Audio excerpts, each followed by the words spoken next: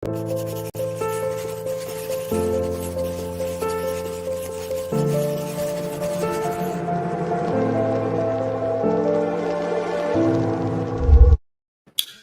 day, everyone. This is David Ellis, and today we have a very special guest on this show.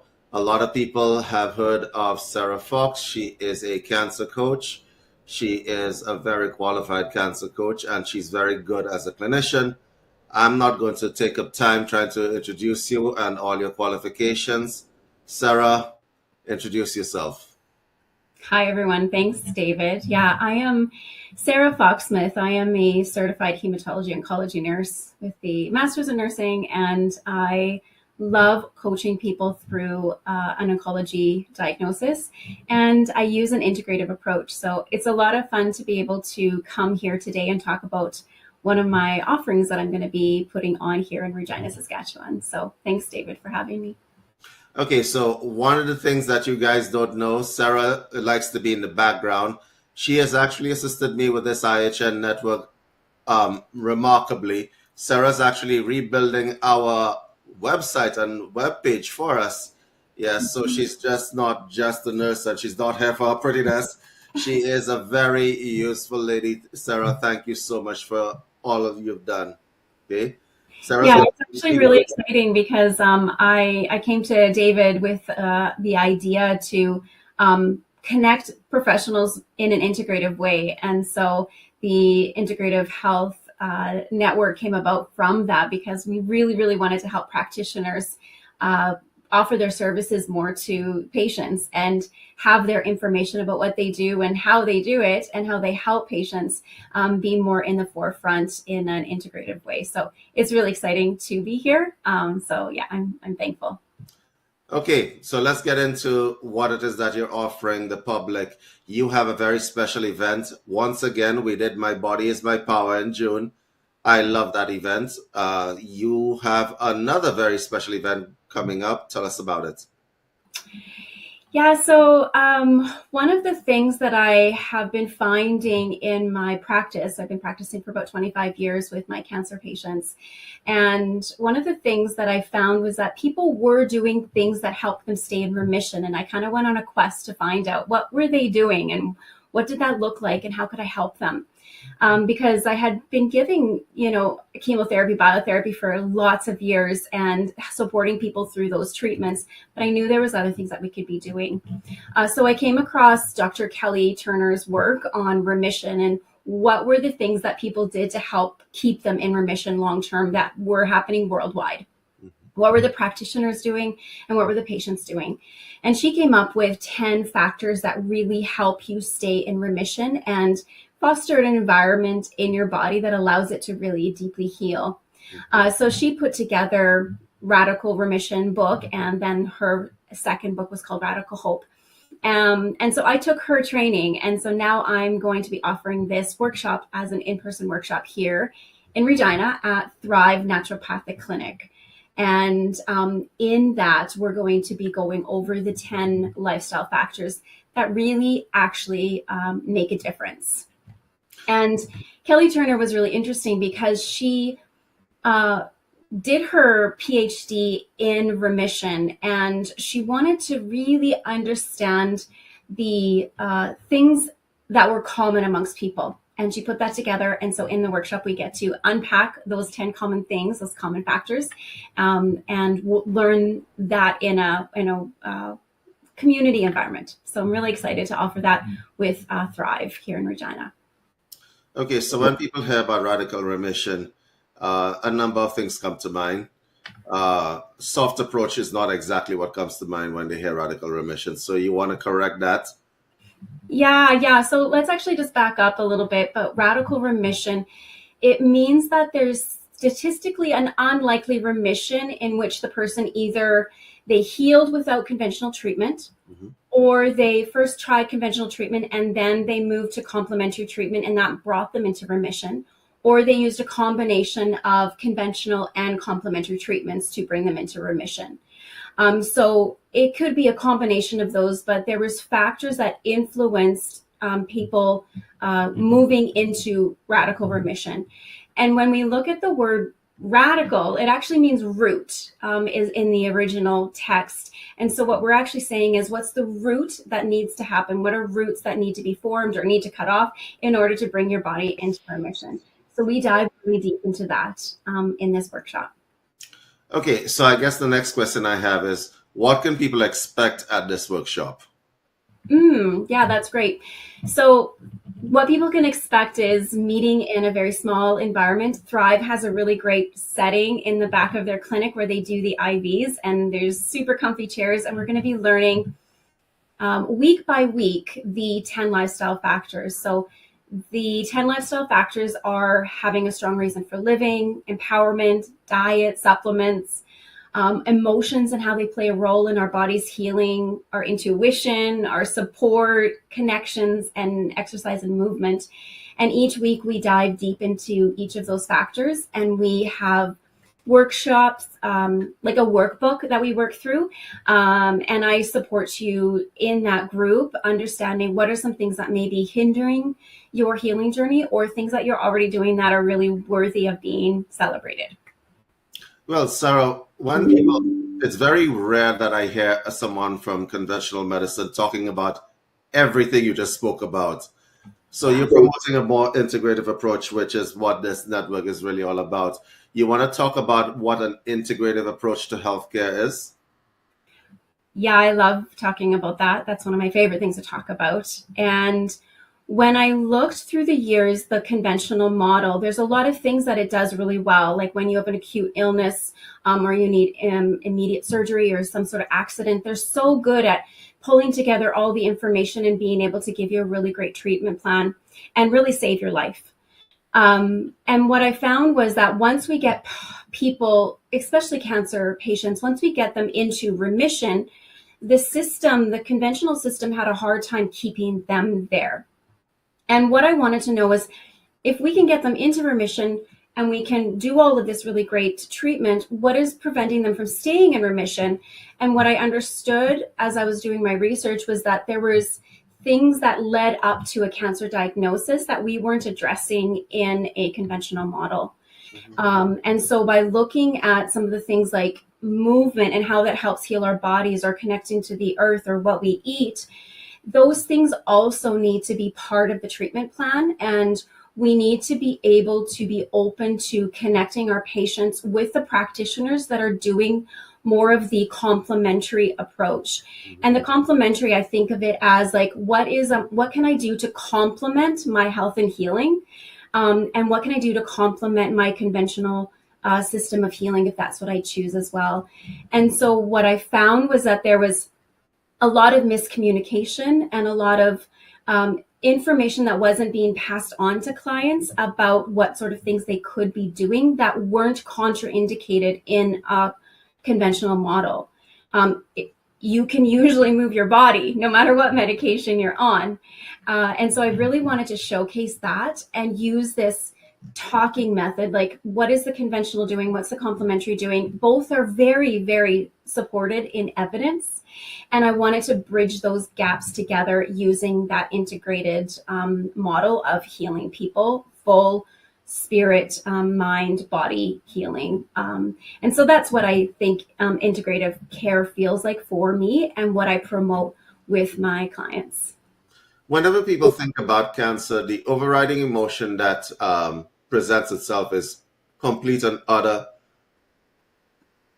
paralyzing fear. It's just utter fear everywhere. So what are the modes of support that you have for people who have gotten an initial diagnosis, who are scared to death, right? Because for them, cancer is usually a one-way road as far as they're concerned, especially when they know someone who is either died of cancer and so on. So what is the advice that you would give to someone who just received an initial diagnosis? Well, one of the things that I noticed the general population has on board, and it is from messaging from the system, is that there's a lot of shame of like, you did something to create this, and then the treatment modalities that we had in the past around conventional models is really scary.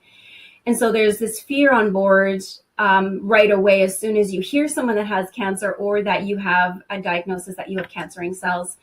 And it puts you into this kind of, what did I do? How do I prevent it? How do I get rid of it? And what I always tell my clients is, let's just slow that process down. Let's just not make decisions based on facts, fear, or force, but let's really pull back and increase our education and knowledge about what cancer actually is. And from what I understand and all of my reading and all my research and, the training that I did, is that we all have cancering cells in our body. We all have a cell that hasn't really multiplied or divided the way that it was supposed to. And the role of our body is to be in rest mode, in parasympathetic mode, and search and find all the cells that aren't replicating properly. And it does that naturally. It does that. That's innate. That's all of us. And so we get scared because we now have maybe a clump of cells that are, dividing really quickly, yet not really understanding that we have that to begin with. So what can we do on a day-to-day basis to prevent the body from not recognizing it? So what happens sometimes is that we're in stress mode, we're in movement mode, we're not paying attention to our body. And then because of that, our body is not able to do that scan. And our bodies do that full body scan when we're sleeping and when we're in rest mode. And so it's really important for the public to understand that we have mechanisms built inside of us that help heal our body automatically. You don't need to do anything to do that. You just need to give it the space to rest and heal. And so the first thing I say to my clients is, let's just slow down.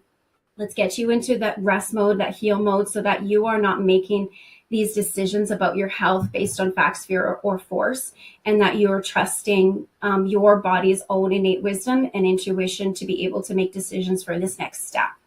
And I don't want my clients to make a next step out of fear. I want to bring in that knowledge and awareness about how their body actually works and how it actually functions. And there's a lot of misinformation about that in the general public. So that's why this course is so good, because it brings us back to the foundation of how our bodies work and what it needs to do to heal.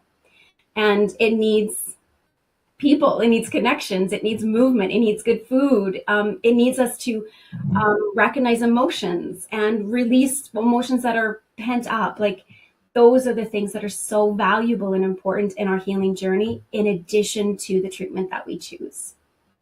Okay, I have one very important question. Yeah. There's a lot of misinformation online where cancer is concerned. I've heard of some radical therapies, including using extract from a frog. Like, I was just online today looking. And let me tell you, this misinformation between complementary and the conventional model has some sort of dangers for people, right? Because people get desperate. Mm-hmm. In the absence of support, there is, and this is what you're doing, you're fixing that problem with your workshop. In the absence of support, people become desperate and they will try anything. Mm-hmm. What is your advice for people who are lacking the support? Apart from, absolutely go to this lady's workshop. Please go to this lady's workshop, right? Do not get desperate and do not panic. But Sarah, what is your advice to these people? Yeah, there is a lot of misinformation out there. And then there's actually a lot of great information that's not being shared. So my suggestion is really find out who your support system is and bridge yourself and connect yourself with integrative health practitioners. There's a lot of naturopathic doctors, nurse practitioners, oncologists that have an integrative model and approach to that. And so you're not just stuck with the one opinion or the one model. There is enough information out there. And the problem is that it's hard to curate it for yourself, because you're tired and you're sick and you're afraid and you're in fear. And so one of the things that we're doing with the integrative health network is we're pulling in the content, the evidence, the research. Here's what's actually available. Here's how it does work in your body. And then teaching you, especially in my program and in my one-to-one coaching, I teach people how to find out which of those treatment modalities feel really good inside of our bodies, because our bodies are actually always talking to us, but we've been trained to not listen anymore, or disregard the headache or the stomach ache or the earache as like, oh, as not really important signs or symptoms. And then we take a Tylenol or an Advil or whatever we do to mask symptoms. And so what I want to usually train my clients to do is start to notice the little nuances of your body, to be able to know what feels good and make a decision from that space of wisdom, rather than from a place of, I can give you lots of facts, I can make you be in fear, I can force you to do a treatment. Lots of practitioners work that way. And it's just not the way to sustainable change. And there's lots of research on change as a change model or sustainable change. And it just leads to more and more of fact, force, and fear are not the ways. No matter if you've had a heart attack and you're dying one day and then they've recovered you and then now you're like feeling better, you might sustain a change from fact, force, and fear for a month, as the literature shows, at 1 month. That's how long the change sustains. When in fact, I want my clients to sustain the change that they need for years, and not just be in remission for 5 years, but be in remission for 10, 20, 30 till the end of their lifetime. And so in order to do that, the complementary model and the conventional model, they need to talk. And I want my clients to know that that conventional model, the chemotherapy, biotherapy, does a really good job getting them into a place where they have not a lot of cancer in their bodies. But now what we want to do is, after that, how can we keep you in that mode? And there has to be some changes, because your body wouldn't have allowed all that cancer to grow unless there were some parts of it that were essentially being ignored, or you weren't allowed to clear out the cancering cells on your own. So it's really valuable to see the whole picture. We need both models. We can't really sustain a change without both models. And that doesn't mean that you can't go into remission if you don't take a conventional model. That's not what I'm saying. But there are times in a treatment where it is okay to kind of look at, well, what is biotherapy? What is chemotherapy? What are these drugs? How are they working in my body? And do they feel intuitive for me? Not because I'm afraid of them, but because they actually, I have enough information to make a decision. And that doesn't really happen in our system right now. Understood. Here's a question for you. How important is the mental and psychological component in radical remission? That's a great question. So if you look at the 10 factors in radical remission content, the 10 things that help you stay in remission, that people who are in remission, they all of them do these 10 things. Of those 10, only 3 are an outside-in approach. Only 3 are herbs, movement, and diet. Those are the 3 external things that you can do to help keep you in remission. The other factors, they're all that mental and spiritual aspects. And so what that shows us in the research is that healing cannot just be a physical thing. You can't just take a drug. You can't just change your diet. You can't just move and be like, oh, I'm good now, or why didn't this work? You have to start doing the work internally, and that work takes time, and it also takes really good a team approach and really good practitioners to help you work through that mind, body, spirit aspect. We can't just focus on the mind or just the body or the spirit. You have to combine them all to bring that whole holistic way of healing. So it's extremely important, and the literature shows how important it is. I love the fact that you keep referencing the literature. There's a lot of evidence-based approaches that are a little bit harsh, I will say this, right? But I think with, I like Kelly Turner's approach. She did a quantitative analysis of people who were actually, hacking the system and actually staying in remission. And she presented the evidence. I love it. I love this kind of approach. Sarah, tell us about evidence-based versus other approaches. That's a really big question, David, because my training is a conventional model training. Like I went to, a Bachelor of Science in Nursing, and I went and did my master's, and so I'm trained to think in evidence-based ways. Yep. It's part of my practice, and so the other thing that I do, what I also learned in my practice and studying it, is that sometimes evidence is biased. And what we want to do is we want to have practitioners that are looking at the research and saying, okay, who did the research? How many people? What kind of study was it? Who funded the study? What are the biases of the researchers? Do they have any background in trauma-informed practice, or do they have any, experience in racism even, or in sexism?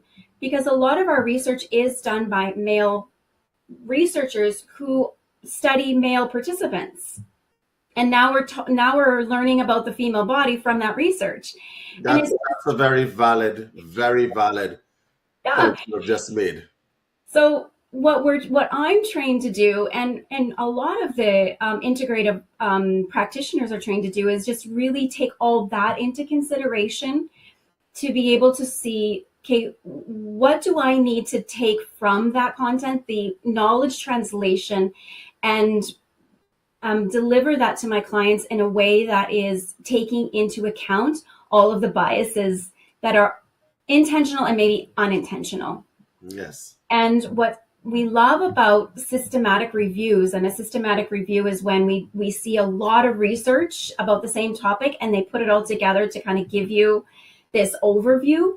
Yep. That's the research that we're really looking for when we're offering a modality or some type of treatment. I don't want just one researcher doing it on the off in the jungle of Amazon. I don't know. I don't want that. I want to know that there's other practitioners finding the same results that are of different understandings and different backgrounds to be able to create, hey, we're finding this helpful too. We saw this over here in this country, and this is one of the reasons why I love the blue zones. I'm not sure if you have heard about the blue zones, but they're places in the world where people live the longest. And what are they doing to live the longest? Why are they living long? And it's fascinating research. And what they're finding is, no matter where you are in the world, these people are all doing the same thing. That's great research. That's great research. And to be able to curate it and pull it in. And that's what Kelly Turner did. She looked at all these cases worldwide. What were people doing to stay in remission, no matter of their age, sex, background, religious affiliates? What were they doing? And she curated it together and said, here's what I found. And it's being now collaborated with Harvard University. They're actually finalizing a study on Kelly Turner's work, and we're going to find those results actually in a couple months here, of the impact that this workshop, the lifestyle factors have on people's lives to keeping them in remission. So it's really exciting. I absolutely am excited about that. I would really love to get the findings of that. Actually, when you get that, please forward it. That's the first thing. The second thing is, it's very important for people to know that there is help out there. Mm-hmm. I think a lot of people, when they receive a diagnosis or when they're in treatment, they don't realize how alone they are. Okay? And people don't realize that you could have a whole bunch of people around you and still be alone. Yeah. Right? And so this aloneness, this is where the need for a cancer coach is important. Mm-hmm. Because cancer coaches have actually seen people go through this, mm-hmm. and have had to be upfront and right there. What I've found is that a lot of people, when they receive a diagnosis, there are two groups of people that they encounter. People who overcompensate by saying, you should do this, you should do that, you should do third. And then there are people who just run away because they don't want to see it. It reminds them of their own mortality. Right? And a lot of people listening to this broadcast would have actually experienced something like this. It may not have been cancer. It may be something else. That it might have been a scare, and people may run away, or they have a whole bunch of advice to give you. So for the people who are watching this broadcast who are going through this stuff, what is your advice to them? Mm-hmm. I love that question. Um, my biggest advice, and one of the factors to staying in remission, one of the factors actually is looking at your support system, and finding out who are the people that are in your inner circle and who are the people that are in your outer circle. The people in your inner circle are the ones that believe in your innate healing, that believe in your healing, and are going to help you to remember who you are. And what I mean by that is that lots of us get caught up in this idea that I'm sick. And what I do as a cancer coach is I say, I want you to remember your health. Because although you may have an aspect of your cells that are cancering, your eyes work and your legs work and your mouth works and your body works and, stomach works. All these parts of you are healthy. And so what we want to do is we want to really tenderly take care of the parts that are cancering, and we need a team to help us do that. And then we also need a team to help us remind us that we're really innately healthy and well. Yeah. And so by having these discussions with my clients and just saying, let's just unpack this a little bit. There's people that really want to be in your circle. What are their strengths? What can they help you do? And what can we do to create this network of people that are going to walk beside you along this journey? And maybe not all the way, but maybe they veer off and they come back and veer off and come back, because they might have just something to do, like, I don't know, bring you some cut flowers, and that's all they do. Like, that's your friend, right? And so just like we wouldn't ask your oncologist to give you a nutrition plan, you're not going to ask your friends to give you advice on therapies. You need trained professionals, you need practitioners, you need to have even just this integrative health network to say, hey, there's some things that are available for me that are evidence-based that I really want to look into.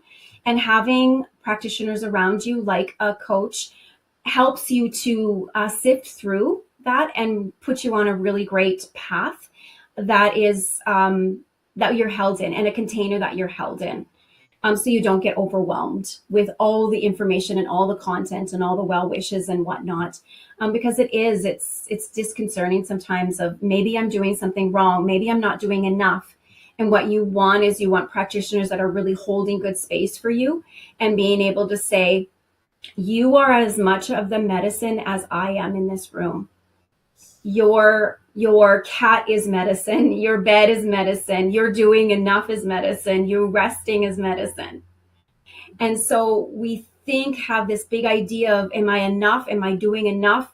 What did I do to create this? And I'm not going to want to create this again. And we have this fear again around it. And what we want to really do, especially with Integrative Health Network and what we're creating here together with David and I, is create a container for people to remember again who they are on a foundational level, that they are healers of their own bodies. And we want to educate them, empower them, and connect them to the right people. So there's support and there's love here for patients and for practitioners, because practitioners also don't know what to say. And so this course actually isn't just for patients, it's for practitioners to learn about very easy ways to help you teach your clients what to do, that will not be contraindicated. Because what I have found is a lot of practitioners say, I don't talk about or have a lot of cancer patients because I don't know how to help them, because their cases are very complicated. And what this workshop does, it helps them to say, oh, I know how to help them move. I can support them in fostering, positive relationships, or, creating a support system. So it takes the guesswork out of them being open to holding containers for cancer patients or any other patients with chronic illness. Yes, and you mentioned something there that is very important. The stakeholder buy-in to a course like this should be something that y'all shouldn't have to think about it. Okay, guys, y'all shouldn't have to think about it. One of the stakeholders that you missed mentioning are the caretakers of people who are in remission or trying to stay in remission or who have received a diagnosis. These people are the hardest hit. because one of the things, they do not know what to do. So you have a husband whose wife has been diagnosed and who is beginning that journey. And that man may love that woman, but he has absolutely no idea where to begin, where to start. And if you are that man, contact Sarah and absolutely get yourself in this course. What advice do you have for people who are the caretakers of patients of cancer, as an example? It has been very interesting, David, that you bring that up, because a lot of my referrals to patients have come from family members. So a husband or a wife finding my information and then us working as a family to help bring someone into remission together. And I love that approach. So one of the reasons that happens is because the patients that are going through cancering cells or cancering diagnosis is they're really tired and they don't feel good and they don't know how to reach out. And so their family members come alongside. So the advice that I would have for family members is set yourself up with the supports and the connections that you need, and the knowledge that you need to really help your loved one. And this course is also for that. It's packed full of information for them as well. Listen, Sarah, thank you so much for being here. Are there any last words you have for our audience? Oh, last words is you are more powerful than you think. No matter if you are going through a chronic illness or not, that your body is divinely made and it has a connection in it that really wants to lean towards healing and wellness. And so don't lose hope. We're here. We have a really great integrative health network that we're organizing and pushing and promoting to be able to provide a lot of resources for practitioners and patients. So really excited to offer that. So guys, if you are watching this video, whether you're on Instagram or Facebook or whatever the case may be, I want you guys to actually meet Sarah in a very one-on-one, a personalized meeting, whether it's inside the workshop or whatever else. The reason why that is because Sarah has the tools and the knowledge to assist a lot of people. Okay, Sarah is going to be part of our integrative health network, and she is going to be, putting out that information that people actually need. Okay, so Sarah, give these people a way to get in contact with you. Yes, I'm on Instagram at sarahelizabethcoaching.com. I have a website, actually, www.sarahelizabethcoaching.com. I'm on LinkedIn, and you can find me also at the Integrative Health Network on our website when we make that live. Excellent. Guys, I will see you in the next broadcast. Take care. Thank you.